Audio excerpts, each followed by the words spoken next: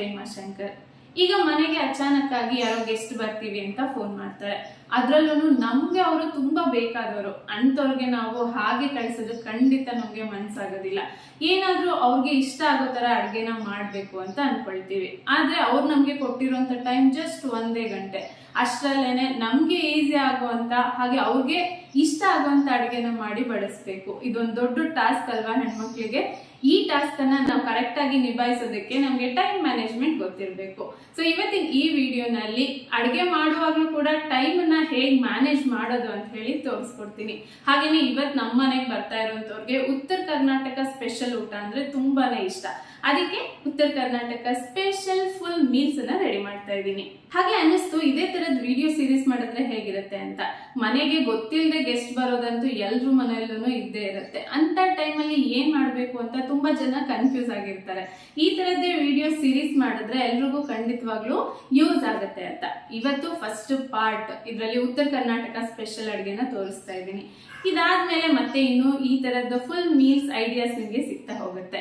ಹಾಗಾಗಿ ಇದೇ first time ನೀವೇನಾದ್ರೂ ಈ ಚಾನಲ್ ವಿಡಿಯೋ ನೋಡ್ತಾ ಇದ್ರೆ ಪ್ಲೀಸ್ ಚಾನಲ್ ಅನ್ನ ಸಬ್ಸ್ಕ್ರೈಬ್ ಮಾಡ್ಕೊಂಡು ಪಕ್ಕದಲ್ಲಿರುವಂತಹ ಬೆಲ್ ಐಕಾನ್ ನ ಕ್ಲಿಕ್ ಮಾಡಿ. ಹಾಗೇನೆ ಈ ವಿಡಿಯೋನ ಎಂಡ್ ವರ್ಗು ನೋಡಿ. ನಿಮ್ಗೆ ವಿಡಿಯೋ ಇಷ್ಟ ಆದ್ರೆ ಮಾತ್ರ ವಿಡಿಯೋನ ಲೈಕ್ ಮಾಡಿ. ಇನ್ನು ನಿಮ್ಮ ಫ್ರೆಂಡ್ಸ್ ಮತ್ತೆ ಫ್ಯಾಮಿಲಿ ಮೆಂಬರ್ಸ್ ಜೊತೆಗೂ ಕೂಡ ಶೇರ್ ಮಾಡಿ. ಬನ್ನಿ ವಿಡಿಯೋ ಸ್ಟಾರ್ಟ್ ಮಾಡೋಣ. ಅಡುಗೆ ಸ್ಟಾರ್ಟ್ ಮಾಡೋದಕ್ಕೂ ಮುಂಚೆ ನಮ್ಮ ಮನೇಲಿ ಏನೇನ್ ಸಾಮಾನುಗಳಿದೆ ಅಂತ ನಮಗೆ ಗೊತ್ತಿರತ್ತಲ್ವಾ. ಅದ್ರ ಬೇಸ್ ಮೇಲೆ ಏನ್ ಅಡುಗೆ ಮಾಡಬೇಕು ಅಂತ ಈ ರೀತಿ ಒಂದು ಲಿಸ್ಟ್ ಮಾಡಿ ಇಟ್ಕೊಂಡ್ಬಿಟ್ರೆ ಅಡುಗೆ ಮಾಡುವಾಗ ಈಸಿ ಆಗತ್ತೆ. ಸೊ ಈಗ ನಾನು ರೆಡಿ ಆಗಾಯ್ತು. ಈಗ ಟೈಮ್ ಬಂದು 11:18 ಆಗಿದೆ. ಈಗ ನಾನು ಅಡುಗೆನ ಸ್ಟಾರ್ಟ್ ಮಾಡ್ತಾ ಇದ್ದೀನಿ. ಇದು ಏನು ತಯಾರಿ ಆಗಿಲ್ಲ. ತರಕಾರಿ ಕಟ್ ಮಾಡ್ಕೊಳ್ಳೋದ್ರಿಂದ ಹಿಡಿದು ಪ್ರತಿಯೊಂದನ್ನು ಇನ್ಮೇಲೆ ಮಾಡಬೇಕು. ಸೊ 12:15 ಒಳಗಡೆ ಅಡ್ಗೆನ ಮುಗಿಸೋ ಪ್ರಯತ್ನದಲ್ಲಿ ಇದ್ದೀನಿ. ನೋಡೋಣ ಎಷ್ಟು ಗಂಟೆ ಆಗುತ್ತೆ ಅಂತ ಹೇಳಿ. ಬನ್ನಿ. ಅಡುಗೆ ಏನ್ ಮಾಡ್ಬೇಕು ಅಂತ ನಾವು ಮುಂಚೆನೆ ಯೋಚನೆ ಮಾಡಿರೋದ್ರಿಂದ ಒಂದ್ಸಾರಿ ನಾವು ಫ್ರಿಜ್ನ ಓಪನ್ ಮಾಡಿ ನಮ್ಗೆ ಏನೇನ್ ತರಕಾರಿ ಅವಶ್ಯಕತೆ ಇದೆಯೋ ಅದಷ್ಟನ್ನು ಒಂದೇ ಸಾರಿ ತೆಗೆದಿಟ್ಕೊಂಡ್ಬಿಟ್ರೆ ಒಳ್ಳೇದು. ಯಾಕೆಂದ್ರೆ ಪದೇ ಪದೇ ಹೋಗಿ ನಾವು ಫ್ರಿಜ್ ಓಪನ್ ಮಾಡಿ ತರಕಾರಿ ತಗೊಳ್ಳೋಷ್ಟ್ರಲ್ಲೇನೆ ಸ್ವಲ್ಪ ಟೈಮ್ ವೇಸ್ಟ್ ಆಗ್ಬಿಡುತ್ತೆ. ನಾನು ಆಲ್ರೆಡಿ ಹೆಸರು ಕಾಳನ್ನ ನೆನೆಸಿ ಇಟ್ಟಿದ್ರಿಂದ ಈಗ ಹೆಸರು ಕಾಳು ಪಲ್ಯ ಮಾಡೋಣ ಅಂತ ಅನ್ಕೊಳ್ತಾ ಇದ್ದೀನಿ. ಒಂದು ವಿಷಲನ್ನ ಕುಕ್ಕರ್ಗೆ ಹಾಕಿ ಇದನ್ನ ಕೂಗಿಸ್ಕೊಂಡ್ರೆ ಹೆಸರು ಕಾಳು ಪಲ್ಯ ತುಂಬಾನೇ ಚೆನ್ನಾಗಿರುತ್ತೆ. ಸೊ ಸ್ವಲ್ಪ ನೀರನ್ನ ಹಾಕಿ ಕುಕ್ಕರಲ್ಲಿ ಇಡ್ತಾ ಇದ್ದೀನಿ ಹೆಸರು ಕಾಳನ್ನ ಬೇಯೋದಕ್ಕೆ. ಈಗ ಇನ್ನೊಂದು ಸೈಡಲ್ಲಿ ನಾನು ಮೊಸರು ಬುತ್ತಿ ಮಾಡೋದಕ್ಕೆ ಇಡ್ತಾ ಇದ್ದೀನಿ. ಉತ್ತರ ಕರ್ನಾಟಕ ಸ್ಪೆಷಲ್ ಅಂದರೆ ಖಡಕ್ ರೊಟ್ಟಿ, ಮೊಸರು ಬುತ್ತಿ, ಹಾಗೆ ಎಣ್ಗಾಯಿ ಪಲ್ಯ, ಚಟ್ನಿ ಪುಡಿ ಇದು ಫೇಮಸ್ ಅಲ್ವಾ. ನಾನಿವತ್ತು ರೆಡಿ ಮಾಡ್ತಾ ಇರೋದು ಇದೇ ಮೆನುನೇ. ಈಗ ಒಂದು ಪಾತ್ರೆನಲ್ಲಿ 2 ಲೋಟ ಅಕ್ಕಿನ ಹಾಕೊಂಡಿದ್ದೀನಿ. 2 ಸಾರಿ ನೀಟಾಗಿ ಇದನ್ನ ತೊಳೆದು ಆಮೇಲೆ 2 ಲೋಟ ಅಕ್ಕಿಗೆ 5 ಲೋಟದಷ್ಟು ನೀರನ್ನ ಹಾಕೊತಾ ಇದ್ದೀನಿ. ಅಂದ್ರೆ 1 ಲೋಟ ಅಕ್ಕಿಗೆ 2 ಅರ್ಧ ಲೋಟದಷ್ಟು ನೀರನ್ನ ಹಾಕೊತಾ ಇದ್ದೀನಿ. ಒಂದು ಸ್ವಲ್ಪ ಜಾಸ್ತಿ ಇದ್ರೇನೆ ಅನ್ನ ನೀಟಾಗಿ ಮುದ್ದೆ ಆಗಿ ಬರುತ್ತೆ. ಆವಾಗ ಮೊಸರು ಬುತ್ತಿ ಕಟ್ಟೋದಕ್ಕೆ ಚೆನ್ನಾಗಿರುತ್ತೆ. ಇದ್ರ ಜೊತೆಗೇನೆ ನಾನಿಲ್ಲಿ 3 ಚಮಚದಿಂದ 4 ಚಮಚದವರೆಗೂ ಗಟ್ಟಿ ಮೊಸರನ್ನ ಹಾಕೊಳ್ತಾ ಇದ್ದೀನಿ. ಮೊಸರು ಇಲ್ಲ ಅಂದ್ರೆ ಮಜ್ಜಿಗೆನೂ ಕೂಡ ನೀವು ಹಾಕೋಬಹುದು. ಹಾಗೆ ರುಚಿಗೆ ತಕ್ಕಷ್ಟು ಉಪ್ಪನ್ನ ಹಾಕಿ ಇದನ್ನ ಬೇಯೋದಕ್ಕೆ ಇಡ್ತಾ ಇದ್ದೀನಿ. ಈಗ ಎಲ್ಲ ತರಕಾರಿನೂ ಈ ರೀತಿ ಒಂದು ಪಾತ್ರೆನಲ್ಲಿ ನೀರು ಹಾಕಿ ಅದ್ರೊಳಗಡೆ ಹಾಕಿ ಇಡ್ತಾ ಇದ್ದೀನಿ. ಒಂದು 5 ನಿಮಿಷ ಇದು ನೆನೆದ್ರೆ ಮೇಲ್ಗಡೆ ಇರುವಂಥ ಎಷ್ಟೇ ಗಲೀಜಿದ್ರು ಎಲ್ಲಾನು ನೀಟಾಗಿ ಹೋಗ್ಬಿಡುತ್ತೆ. ಅಷ್ಟರೊಳಗಡೆನೆ ನಾನು ಇನ್ನೊಂದು ಸೈಡಲ್ಲಿ ಸ್ವೀಟ್ ಪೊಂಗಲ್ ಮಾಡೋಣ ಅಂತ ಇಡ್ತಾ ಇದ್ದೀನಿ. ಸೊ ಒಂದು ಪ್ಯಾನಲ್ಲಿ 1/4 ಲೋಟದಷ್ಟು ಹೆಸರು ಬೇಳೆನ ಹಾಕಿದ್ದೀನಿ. ಹೆಸರು ಬೇಳೆ ಸ್ವಲ್ಪ ಬಿಸಿ ಆದಮೇಲೆ ಅದಕ್ಕೆ 3/4 ಲೋಟದಷ್ಟು ಅಕ್ಕಿನ ಹಾಕೊಂಡಿದ್ದೀನಿ. ಅದಾದಮೇಲೆ ಒಂದು 4 ಚಮಚದಷ್ಟು ಕಡಲೆ ಬೇಳೆನ ಹಾಕೊಂಡಿದ್ದೀನಿ. ಇದು ಆಪ್ಷನಲ್, ಬೇಕು ಅಂದರೆ ಹಾಕೋಬಹುದು. ಇಲ್ಲ ಅಂದರೆ ಹೆಸರು ಬೇಳೆ ಮತ್ತು ಅಕ್ಕಿ ಇದೆರಡು ಸೇರಿ 1 ಲೋಟದಷ್ಟು ಆಗಬೇಕು. ಇದಷ್ಟನ್ನು 2ರಿಂದ 3 ಸಾರಿ ನೀಟಾಗಿ ತೊಳ್ಕೊಂಡು 1 ಲೋಟ ಅಕ್ಕಿ ಮತ್ತು ಬೇಳೆಗೆ 3 ಲೋಟದಷ್ಟು ನೀರು ಹಾಗೆ 1 ಲೋಟದಷ್ಟು ಹಾಲನ್ನು ಹಾಕಿ ಇದನ್ನ ಬೇಯೋದಕ್ಕೆ ಇಡಬೇಕು. ಇದು ಕೂಡ ಚೆನ್ನಾಗಿ ಬೇಯೋದಕ್ಕೆ ಸ್ವಲ್ಪ ಜಾಸ್ತಿ ನೀರು ಹಿಡಿಯುತ್ತೆ. ಈಗ ಗ್ಯಾಸ್ ನೀವು ನೋಡ್ತಾ ಇರ್ಬೋದು, ಒಂದು ಒಲೆನೂ ಖಾಲಿ ಇಲ್ದಂಗೆ ಎಲ್ಲದ್ರ ಮೇಲೂ ಒಂದೊಂದನ್ನ ಇಟ್ಟಿದ್ದೀನಿ. ಸೊ ಅದೆಲ್ಲ ಆಗೋ ಅಷ್ಟರಲ್ಲೇನೆ ನಾನು ನನಗೆ ಬೇಕಾಗಿರುವಂಥ ತರಕಾರಿಗಳನ್ನ ಕಟ್ ಮಾಡ್ಕೊಳ್ತಾ ಇದ್ದೀನಿ. ಸೊ ಒಂದೇ ಸಾರಿಗೆ ಅಷ್ಟು ತರಕಾರಿನೂ ನಾವು ಕಟ್ ಮಾಡಿ ಇಟ್ಕೊಂಡ್ಬಿಟ್ರೆ ಬೇಗ ಬೇಗ ಏನೇನು ಬೇಕೋ ಅದಕ್ಕೆಲ್ಲದಕ್ಕೂ ಕೂಡ ಒಗ್ಗರಣೆ ಹಾಕೋಬಹುದು.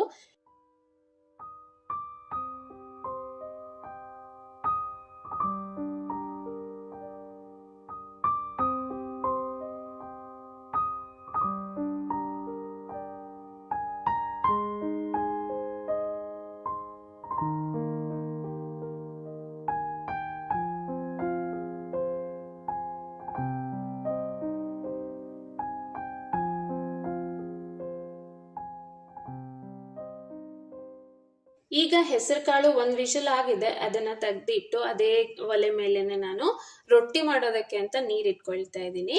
ಹಾಗೇನೆ ಇಲ್ಲಿ ನಾನು ಎಣ್ಗಾಯಿಗೆ ಮುಳುಗಾಯಿನೆಲ್ಲದನ್ನು ಕಟ್ ಮಾಡಿ ಇಟ್ಕೊಂಡಿದ್ದೀನಿ. ಹಾಗೇನೆ ಸೌತೆಕಾಯಿ ಪಚ್ಚಡಿ ಮಾಡೋದಕ್ಕೆ ಅಂತ ಹೇಳಿ ಎಲ್ಲದನ್ನು ಕಟ್ ಮಾಡಿದ್ದೀನಿ. ಈಗ ಒಂದು ಪಾತ್ರೆನಲ್ಲಿ ಸ್ವಲ್ಪ ಸೌತೆಕಾಯಿ, ಸ್ವಲ್ಪ ಈರುಳ್ಳಿ, ಹಾಗೆ ಕೊತ್ತಂಬರಿ, ಟೊಮ್ಯಾಟೊ ಇದಷ್ಟನ್ನು ಹಾಕಿದ್ದೀನಿ. ಇನ್ನು ಒಂದು ಪ್ಯಾಕೆಟ್ ಮೊಸರನ್ನ ಹಾಕಿ ಮೇಲ್ಗಡೆ ರುಚಿಗೆ ತಕ್ಕಷ್ಟು ಉಪ್ಪನ್ನ ಹಾಕಿ ಇದಿಷ್ಟನ್ನು ಕೂಡ ಮಿಕ್ಸ್ ಮಾಡೋದಿಲ್ಲ, ಹಾಗೆ ಇಡ್ತೀನಿ. ಯಾಕೆಂದ್ರೆ ಮಿಕ್ಸ್ ಮಾಡಿಟ್ರೆ ಬೇಗ ಕೆಟ್ಟೋಗ್ಬಿಡುತ್ತೆ. ಹಾಗಾಗಿ ಊಟ ಮಾಡುವಂತ ಟೈಮಲ್ಲಿ ಮಿಕ್ಸ್ ಮಾಡ್ಕೊಂಡ್ರೆ ಆಯ್ತು. ಈಗ ನೀರು ಚೆನ್ನಾಗಿ ಕುದೀತಾ ಇದೆ. ಇದಕ್ಕೆ ಜೋಳದ ಹಿಟ್ಟನ್ನು ಹಾಕಿ ಚೆನ್ನಾಗಿ ಮಿಕ್ಸ್ ಮಾಡ್ಕೊಳ್ತೀನಿ. ರೊಟ್ಟಿ ಮಾಡುವಾಗ ಇದೇನೆ ಮೇನ್ ಟಿಪ್ಸು. ಈ ಜಿಗಟನ್ನು ನಾವು ಕರೆಕ್ಟಾಗಿ ಮಾಡ್ಕೊಂಡ್ವಿ ಅಂದರೆ ರೊಟ್ಟಿನ ನಾವು ಯಾವುದೇ ರೀತಿ ಉದ್ದಿದ್ರೂ ಕೂಡ ರೊಟ್ಟಿ ಅರಿಯೋದಿಲ್ಲ. ಈಗ ಇದನ್ನು ನೀಟಾಗಿ ಗಂಟಿಲ್ಲದೆ ಇರೋ ರೀತಿ ಮಿಕ್ಸ್ ಮಾಡ್ಕೊಂಡು ಆಯಿತು. ಈಗ ಮೊಸರು ಬುತ್ತಿ ಮಾಡೋದಕ್ಕೆ ಅಂತ ಇಟ್ಟಿದ್ದ ಅನ್ನ ಕೂಡ ಆಗಿದೆ. ಅದನ್ನು ಇಳಿಸ್ಬಿಟ್ಟು ಗ್ಯಾಸನ್ನು ಒಂದ್ಸರಿ ನೀಟಾಗಿ ಒರೆಸ್ಕೊಳ್ತಾ ಇದ್ದೀನಿ. ಯಾಕಂದರೆ ಜಿಗಟ್ ಮಾಡುವಾಗ ಸ್ವಲ್ಪ ಹಿಟ್ಟೆಲ್ಲ ಬಿದ್ದಿತ್ತಲ್ವಾ, ಅದಕ್ಕೆ ಈ ರೀತಿ ಮಧ್ಯದಲ್ಲೇ ನಾವು ಸ್ವಲ್ಪ ಕ್ಲೀನ್ ಮಾಡ್ಕೊಂಡ್ವಿ ಅಂದರೆ ಆಮೇಲೆ ತುಂಬ ಕ್ಲೀನ್ ಮಾಡೋ ಅವಶ್ಯಕತೆ ಇರೋದಿಲ್ಲ. ಇನ್ನು ಪೊಂಗಲ್ಗೆ ಇಟ್ಟಿರೋ ಅಂತ ಅನ್ನ ಕೂಡ ಆಗಿದೆ. ಇದಕ್ಕೆ ನಾನೀಗ 1 ಲೋಟ ಬೇಳೆ ಮತ್ತು ಅಕ್ಕಿಗೆ ಅರ್ಧ ಲೋಟದಷ್ಟು ಬೆಲ್ಲನ ಹಾಕಿ ಮಿಕ್ಸ್ ಮಾಡಿದ್ದೀನಿ. ಇದು ಕೂಡ ಚೆನ್ನಾಗಿ ಕುದ್ದಾದ ನಂತರ ಇದಕ್ಕೆ ಒಂದು ಸಣ್ಣ ಬಾಣಲಿನಲ್ಲಿ 3 ಚಮಚದಷ್ಟು ತುಪ್ಪನ ಹಾಕಿ ಅದು ಸ್ವಲ್ಪ ಬಿಸಿ ಆದಮೇಲೆ ಗೋಡಂಬಿ ಮತ್ತು ದ್ರಾಕ್ಷಿನ ಅದ್ರಲ್ಲಿ ಹಾಕಿ ಲೈಟಾಗಿ ಫ್ರೈ ಮಾಡಿಕೊಂಡು ಈ ಪೊಂಗಲ್ನಲ್ಲಿ ಹಾಕ್ತಾ ಇದ್ದೀನಿ. ಇದು ಹಾಕಿದ್ಮೇಲೆ ಒಂದು 2ರಿಂದ 3 ಸೆಕೆಂಡ್ನಷ್ಟು ಇದು ಕುದ್ರೆ ಸಾಕು. ಅಷ್ಟರಲ್ಲೇನೆ ನಾನು 3 ಏಲಕ್ಕಿನ ಕುಟ್ಟಿ ಪುಡಿ ಮಾಡಿ ಹಾಕ್ತಾ ಇದ್ದೀನಿ. ಈ ರೀತಿ ಲಾಸ್ಟಲ್ಲಿ ಫ್ರೆಶ್ ಆಗಿರುವಂಥ ಏಲಕ್ಕಿ ಪುಡಿ ಹಾಕಿದಾಗ ನಾವು ಮಾಡಿರುವಂಥ ಪ್ರತಿಯೊಂದು ಸ್ವೀಟ್ನ ಘಮನೂ ಕೂಡ ತುಂಬಾ ಚೆನ್ನಾಗಿರುತ್ತೆ. ಸೊ ಇದನ್ನು ಹಾಕಿದ ಮೇಲೆ 2ರಿಂದ 3 ಸೆಕೆಂಡ್ವರೆಗೂ ಬೇಯಿಸಿದ್ರೆ ಆಯಿತು. ಈ ಪ್ರೋಸೆಸ್ನಲ್ಲಿ ನಾವು ಸ್ವೀಟ್ ಪೊಂಗಲ್ ಮಾಡಿದ್ರೆ ನೀವು ಎಷ್ಟೇ ಹೊತ್ತು ಹಾಗೆ ಇಟ್ಟರು ಕೂಡ ಇದು ಗಟ್ಟಿ ಆಗೋದಿಲ್ಲ. ಇದನ್ನು ಒಂದು ಸೈಡ್ ಕುದಿಯೋದಕ್ಕೆ ಇಟ್ಟಿದ್ದೀನಿ. ಅಷ್ಟರಲ್ಲೇನೆ ಇನ್ನೊಂದು ಸೈಡು ಎಣ್ಗಾಯಿ ಮಾಡೋದಕ್ಕೆ ರೆಡಿ ಮಾಡ್ಕೊಳ್ತಾ ಇದ್ದೀನಿ. ಈಗ ಒಂದು ಪ್ಯಾನಲ್ಲಿ ಅರ್ಧ ಲೋಟದಷ್ಟು ಶೇಂಗಾನ ಹಾಕೊಂಡಿದ್ದೀನಿ, ಅಂದ್ರೆ ಕಡಲೆ ಬೀಜನ ಹಾಕೊಂಡು ಸ್ವಲ್ಪ ಹುರ್ಕೊಳ್ತೀನಿ. ಹಾಗೆ ಇದ್ರ ಸಿಪ್ಪೆನ ತೆಗಿಯೋದಿಲ್ಲ, ಹಾಗೇನೆ ನಾನೊಂದು ಮಿಕ್ಸಿ ಜಾರಲ್ಲಿ ಹಾಕೊಂಡಿದ್ದೀನಿ. ಸಿಪ್ಪೆ ಸಮೇತ ನಾವು ಹಾಗೆ ಎಣ್ಗಾಯಿ ಮಾಡೋದ್ರಿಂದ ತುಂಬಾನೇ ರುಚಿಯಾಗಿರುತ್ತೆ. ಅದಾದ್ಮೇಲೆ ಒಂದು ಅರ್ಧ ಲೋಟದಷ್ಟು ಒಣ ಕೊಬ್ಬರಿನ ಹಾಕೊಂಡು ಅದನ್ನು ಕೂಡ ಹುರ್ಕೊಂಡಿದ್ದೀನಿ. ಅದಾದ್ಮೇಲೆ 1 ಈರುಳ್ಳಿನ ದೊಡ್ಡದಾಗಿ ಕಟ್ ಮಾಡಿ ಹಾಕಿದ್ದೀನಿ. ಹಾಗೇನೆ ಒಂದು 10ರಿಂದ 15 ಬೆಳ್ಳುಳ್ಳಿ ಎಸಳುಗಳು, ಹಾಗೆ 1 ಇಂಚ್ನಷ್ಟು ಶುಂಠಿನ ಹಾಕಿ ಇದಷ್ಟನ್ನು ಲೈಟಾಗಿ ಫ್ರೈ ಮಾಡಿಕೊಂಡು ಮಿಕ್ಸಿ ಜಾರಲ್ಲಿ ಹಾಕೊಂಡಿದ್ದೀನಿ. ಇನ್ನು ಅದನ್ನು ಪೂರ್ತಿ ರೆಡಿ ಮಾಡೋದಕ್ಕೂ ಮುಂಚೆನೆ ಈಗ ಇನ್ನೊಂದು ಬಾಣಲಿನಲ್ಲಿ 3 ಚಮಚದಷ್ಟು ಎಣ್ಣೆನ ಹಾಕಿದ್ದೀನಿ. ಎಣ್ಣೆ ಸ್ವಲ್ಪ ಬಿಸಿ ಆದಮೇಲೆ ಇದಕ್ಕೆ ಜೀರಿಗೆ, ಸಾಸಿವೆ ಅರ್ಧ ಚಮಚದಷ್ಟು ಹಾಕಿದ್ದೀನಿ. ಇನ್ನು ಸ್ವಲ್ಪ ಕರಿಬೇವು, ಅದು ಕೂಡ ಚಟಪಟ ಸಿಡಿದ ನಂತರ ಹೆಚ್ಚಿ ಇಟ್ಕೊಂಡಿರುವಂಥ ಹಸಿ ಮೆಣಸಿನ್ಕಾಯಿನ ಹಾಕಿ ಲೈಟಾಗಿ ಫ್ರೈ ಮಾಡ್ಕೊಳ್ತಾ ಇದ್ದೀನಿ. ಅದಾದಮೇಲೆ 2 ದೊಡ್ಡ ಈರುಳ್ಳಿನ ಈ ರೀತಿ ಚಿಕ್ಕದಾಗಿ ಕಟ್ ಮಾಡಿ ಈ ಬಾಣಲಿನಲ್ಲಿ ಹಾಕಿ ಇದನ್ನು ಕೂಡ ಲೈಟಾಗಿ ಫ್ರೈ ಮಾಡ್ಕೊತೀನಿ. 1 ಹೆಚ್ಚಿಟ್ಟಿರುವಂಥ ಟೊಮ್ಯಾಟೊನ ಇದಕ್ಕೆ ಹಾಕಿ ಅರ್ಧ ಚಮಚದಷ್ಟು ಅರಿಶಿನದ ಪುಡಿನ ಹಾಕಿ ಇದನ್ನು ಕೂಡ ಬೇಯಿಸ್ಕೋಬೇಕು. ಎಲ್ಲಿವರೆಗೂ ಅಂದರೆ ಟೊಮ್ಯಾಟೊದಲ್ಲಿರುವಂಥ ನೀರಿನ ಅಂಶ ಹೋಗಿ ಎಣ್ಣೆ ಅಂಶ ಬಿಟ್ಕೋಬೇಕು. ಅದಾದ ನಂತರ 1 ಚಮಚದಷ್ಟು ಗರಂ ಮಸಾಲ ಪುಡಿ, 1 ಚಮಚ ಕೊತ್ತಂಬರಿ ಕಾಳು ಪುಡಿ, ಹಾಗೇನೆ ಅರ್ಧ ಚಮಚದಷ್ಟು ಖಾರದ ಪುಡಿನ ಹಾಕಿ ನೀಟಾಗಿ ಮಿಕ್ಸ್ ಮಾಡಿಕೊಂಡು 1-2 ಸೆಕೆಂಡ್ನಷ್ಟು ಇದನ್ನ ಫ್ರೈ ಮಾಡ್ಕೊಳ್ತೀನಿ. ಖಾರದ ಪುಡಿನ ನೋಡಿ ಹಾಕೋಬೇಕು, ಯಾಕೆ ಅಂದರೆ ನಾವು ಇದರಲ್ಲಿ ಹಸಿ ಮೆಣಸಿನ್ಕಾಯಿನ ಕೂಡ ಉಪಯೋಗಿಸಿದ್ದೀವಿ. ಹಾಗಾಗಿ ನಿಮಗೆ ಖಾರ ಎಷ್ಟು ಬೇಕಾಗುತ್ತೋ ಅಷ್ಟನ್ನ ಹಾಕೊಳ್ಳಿ. ಅದಾದಮೇಲೆ ನಾವು ಮುಂಚೆನೆ ಬೇಯಿಸಿ ಇಟ್ಕೊಂಡಿರುವಂಥ ಹೆಸರು ಕಾಳನ್ನು ಇದಕ್ಕೆ ಹಾಕಿ ರುಚಿಗೆ ತಕ್ಕಷ್ಟು ಉಪ್ಪನ್ನ ಹಾಕಿ ನೀರು ಇನ್ನೊಂದು ಸ್ವಲ್ಪ ನಿಮಗೆ ಬೇಕು ಅನ್ಸಿದ್ರೆ ಅದನ್ನು ಕೂಡ ಹಾಕಿ ಮೇಲ್ಗಡೆ ಸ್ವಲ್ಪ ಕೊತ್ತಂಬರಿನ ಹಾಕಿ ಇದನ್ನ ಬೇಯಿಸಿದ್ರೆ ನಮ್ಮ ಹೆಸರು ಕಾಳು ಪಲ್ಯ ರೆಡಿ ಆಯಿತು. ಇದನ್ನ ರೆಡಿ ಮಾಡೋದಕ್ಕಿಟ್ಟು ಈಗ ಎಣ್ಗಾಯಿಗೆ ನೆಕ್ಸ್ಟ್ ಏನೇನೆಲ್ಲ ಹಾಕ್ಬೇಕಂತ ನೋಡೋಣ.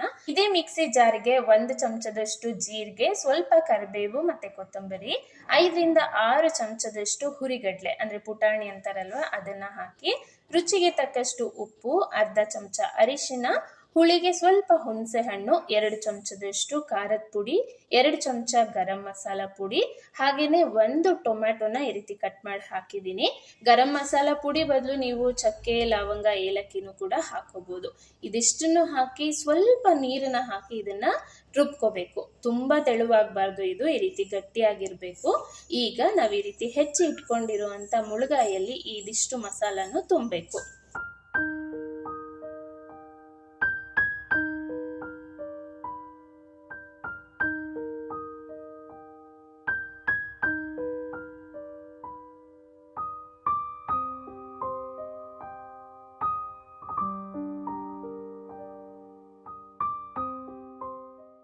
ಈಗ ಒಂದು ಪ್ಯಾನಲ್ಲಿ 3-4 ಚಮಚದಷ್ಟು ಎಣ್ಣೆನ ಹಾಕಿದ್ದೀನಿ.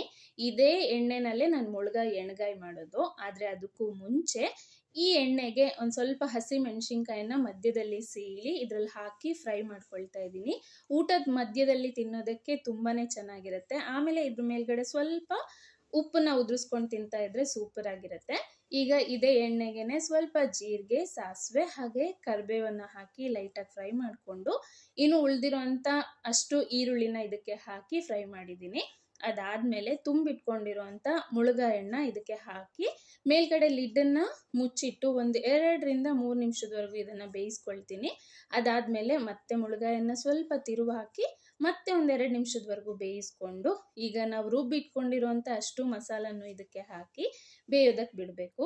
ಎಣ್ಗಾಯಿ ಮಾಡುವಾಗ ಒಂದು ಸ್ವಲ್ಪ ದೊಡ್ಡ ಪಾತ್ರೆನಲ್ಲಿ ಮಾಡಿದ್ರೇ ಮಸಾಲೆ ಎಲ್ಲ ಕುದಿಯೋದಕ್ಕೆ ಚೆನ್ನಾಗಾಗುತ್ತೆ. ಇಲ್ಲಿ ಸ್ವಲ್ಪ ಪಾತ್ರೆ ಸಣ್ಣದಾಯಿತು, ಆದರೂ ಪರವಾಗಿಲ್ಲ, ತುಂಬಾ ಚೆನ್ನಾಗಿ ಬಂದಿತ್ತು ಎಣ್ಗಾಯಿ ಟೇಸ್ಟು. ಇನ್ನು ಪಲ್ಯದಲ್ಲಿ ಉಪ್ಪು ಖಾರ ಎಲ್ಲ ಕರೆಕ್ಟಾಗಿದೆಯಾ ಒಂದ್ಸರಿ ನೋಡಿಕೊಂಡು ಮೇಲ್ಗಡೆ ಒಂದು ಮುಚ್ಚಳನ ಮುಚ್ಚಿ ಸ್ವಲ್ಪ ಹೊತ್ತು ಅದನ್ನು ಬೇಯೋದಕ್ಕೆ ಬಿಟ್ಟಿದ್ದೀನಿ. ಅಷ್ಟರಲ್ಲೇ ಈಗ ಮೊಸರು ಬುತ್ತಿ ಮಾಡ್ಕೊಳ್ಳೋಣ. ಆಗಲೇ ನಾವು ಅನ್ನನ ಬೇಯಿಸಿ ಇಟ್ಕೊಂಡಿದ್ವಲ್ವ, ಅದೇ ಅನ್ನದ ಮೇಲ್ಗಡೆ ಒಂದು ಮುಷ್ಟಿಯಷ್ಟು ಬೆಳ್ಳುಳ್ಳಿನ ಕುಟ್ಟಿ ಹಾಕ್ಕೊಂಡಿದ್ದೀನಿ. ಇದು ಜವಾರಿ ಬೆಳ್ಳುಳ್ಳಿ ಆಗಿರೋದ್ರಿಂದ ಸಿಪ್ಪೆ ತೆಗ್ದಿಲ್ಲ, ಹಾಗೆ ಹಾಕಿ ಮಿಕ್ಸ್ ಮಾಡಿರೋದು. ದೊಡ್ಡ ದೊಡ್ಡ ಬೆಳ್ಳುಳ್ಳಿ ಇದ್ದರೆ ಅದ್ರ ಸಿಪ್ಪೆನ ತೆಗೆದು ಕಟ್ ಮಾಡಿ ಕೂಡ ಹಾಕ್ಬೋದು, ಇಲ್ಲಾಂದರೆ ಜಜ್ಜಿ ಇದ್ರ ಮೇಲ್ಗಡೆ ಹಾಕಿ ನೀಟಾಗಿ ಮಿಜ್ಜಿ ಉಂಡೆನ ಕಟ್ಟಬೇಕು. ಉಂಡೆ ಕಟ್ಟುವಾಗ ಕೈಗೆ ಸ್ವಲ್ಪ ಮೊಸರನ್ನ ಸವರ್ಕೊಂಡು ಉಂಡೆ ಕಟ್ಟಿದ್ರೆ ಕೈ ಸುಡೋದಿಲ್ಲ, ಯಾಕೆಂದರೆ ಅನ್ನ ಇನ್ನೂ ಬಿಸಿಯಾಗಿರುತ್ತೆ. ಹಾಗೆಯೇ ಈ ರೀತಿ ನಾವು ಮೊಸರು ಬುತ್ತಿ ಮಾಡಿದಾಗ ನೀವು 1 ಅಲ್ಲ 2 ದಿನ ಇಟ್ಟರು ಕೂಡ ಮೊಸರು ಬುತ್ತಿ ಹಾಳಾಗೋದಿಲ್ಲ. ಇದಕ್ಕೆ ತುಂಬ ಜನ ಈರುಳ್ಳಿ, ಕೊತ್ತಂಬರಿ ಎಲ್ಲ ಹಾಕಿ ಮಾಡ್ತಾರೆ, ಅಂಥ ಟೈಮಲ್ಲಿ ಬೇಗ ಹಾಳಾಗತ್ತೆ. ಈಗ ಮೊಸರು ಬುತ್ತಿನೂ ಕೂಡ ರೆಡಿ ಆಯಿತು, ಪಲ್ಯನೂ ಕೂಡ ಬೆಂದಿದೆ. ಅದನ್ನು ತೆಗೆದು ಸೈಡಿಗಿಟ್ಟು ರೊಟ್ಟಿನ ಮಾಡ್ಕೊಳ್ತಾ ಇದ್ದೀನಿ.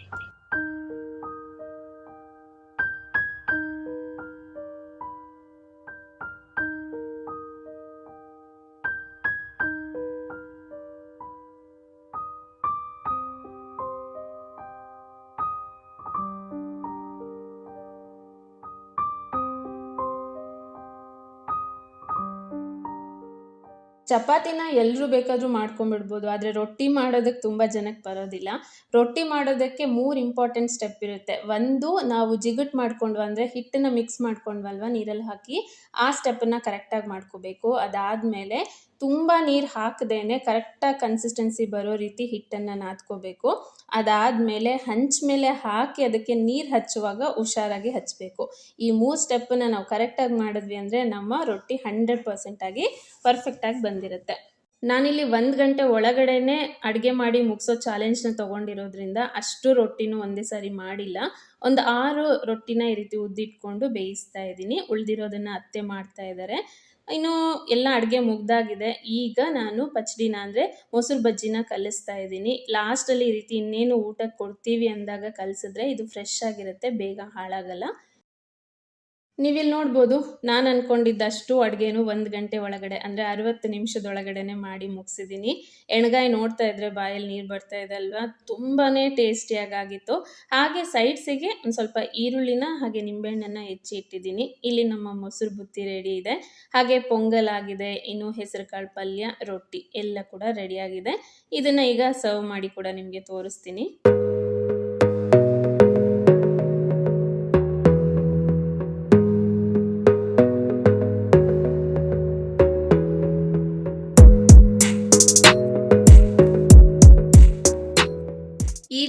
ತೋರಿಸಿರುವಂಥ ಅಡುಗೆಗಳನ್ನು ನೀವು ಹೊರಗಡೆ ಪಿಕ್ನಿಕ್ಕಿಗೆ ಅಥವಾ ಟ್ರಿಪ್ಪಿಗೆ ಹೋಗುವಾಗ ತೊಗೊಂಡು ಹೋಗ್ಬೋದು. ತುಂಬಾ ಚೆನ್ನಾಗಿರುತ್ತೆ.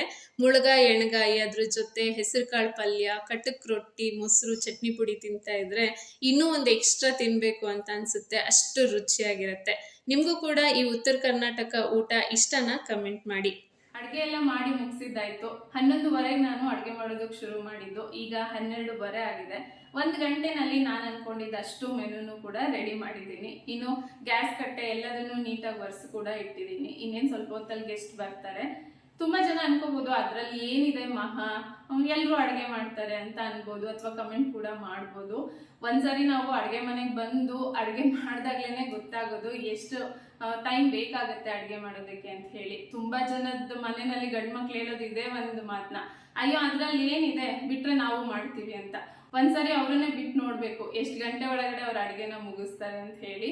ಸೊ ಪ್ರತಿ ಒಂದು ಕೆಲ್ಸಕ್ಕೂ ಅಂದ್ರೆ ಮನೆ ಕೆಲ್ಸಕ್ಕಾಗಿರ್ಬೋದು, ಅಡ್ಗೆ ಕೆಲ್ಸಕ್ಕೆ ಅಥವಾ ಹೊರಗಡೆ ಹೋಗಿ ಕೆಲಸ ಮಾಡೋರಿಗೆ, ಇನ್ನು ಸ್ಟೂಡೆಂಟ್ಸ್ಗೆ, ಈ ರೀತಿ ಪ್ರತಿಯೊಂದು ಕೆಲ್ಸಕ್ಕೂ ಕೂಡ ಟೈಮ್ ಮ್ಯಾನೇಜ್ಮೆಂಟ್ ಅನ್ನೋದು ತುಂಬಾನೇ ಮುಖ್ಯ.